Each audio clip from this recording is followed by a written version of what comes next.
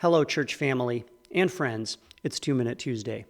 This week's news headlines include news of a devastating earthquake in Morocco, flooding in Libya, alongside reflections on the anniversary of 9/11. These events, past and present, fill us with grief and insecurity. We grieve thousands of lives lost and countless more displaced, and we continue to wrestle with the lingering suspicion and hostility and anxiety that constantly creep in when you live in a world where these kinds of things happen.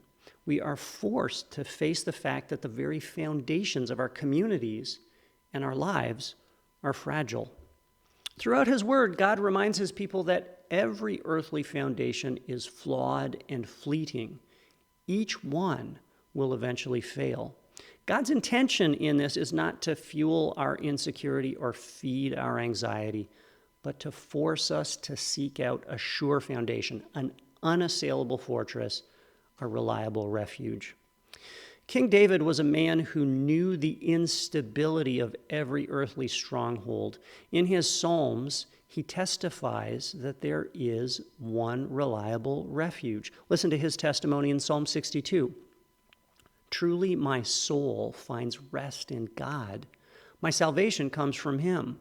Truly he is my rock and my salvation. He is my fortress. I will never be shaken. How long will you assault me? Would all of you throw me down this leaning wall, this tottering fence? Surely they intend to topple me from my lofty place. They take delight in lies. With their mouths they bless, but in their hearts they curse. Yes, my soul, find rest in God. My hope comes from him.